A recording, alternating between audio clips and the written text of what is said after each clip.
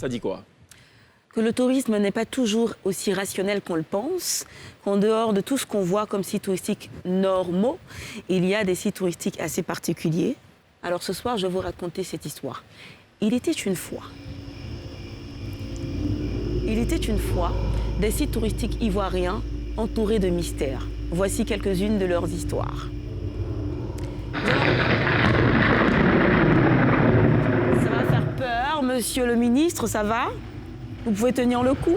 Si. Mais oui, les génies sont en place. Absolument. D'accord. Alors nous commençons dans l'ouest profond de la Côte d'Ivoire avec la mystérieuse histoire du pont de Liane. Il se raconte qu'une seule nuit aurait suffi à la réalisation de cette œuvre exceptionnelle, plutôt atypique. On raconte aussi que si vous allez à la traversée de ce pont de Liane sans l'approbation des vieux, des sages, des anciens, vous risquez de ne pas trouver le pont de Liane en place. Et on dit aussi qu'il ne faut pas effectuer la traversée les pieds nus. Alors, comment a été créé le pont de Liane? Est-ce les génies ou les sorciers? Mystère.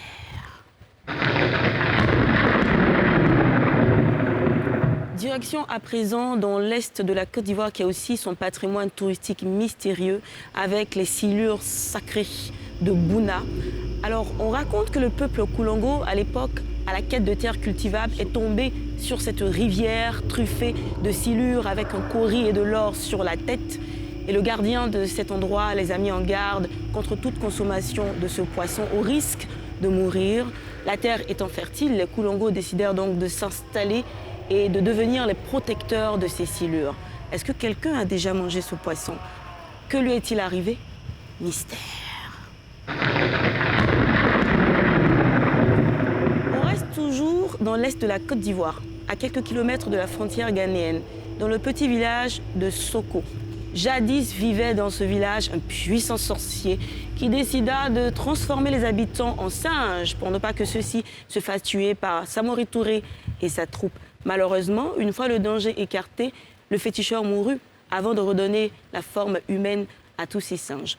Néanmoins, les descendants de ces personnes transformées en singes, pour éviter de faire l'amalgame entre les singes sauvages et leurs ancêtres, décidèrent de protéger donc les singes. Vrai? Faux? Mystère. Et nous terminons avec le village de Niofouin, c'est dans le nord de la Côte d'Ivoire.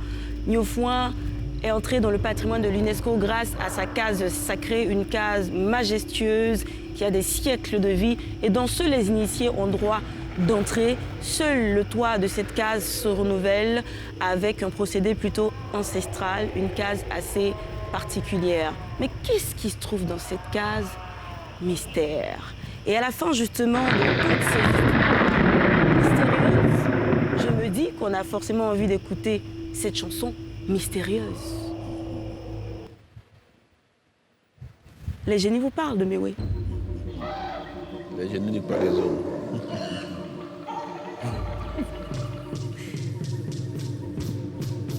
Alors, il y a une histoire derrière cette chanson, Méoué. On dit que le clip a été tourné sur un site dit sacré, mystérieux aussi, qui a tout un mystère autour. Le Mafa Mafou. Mafa Mafou.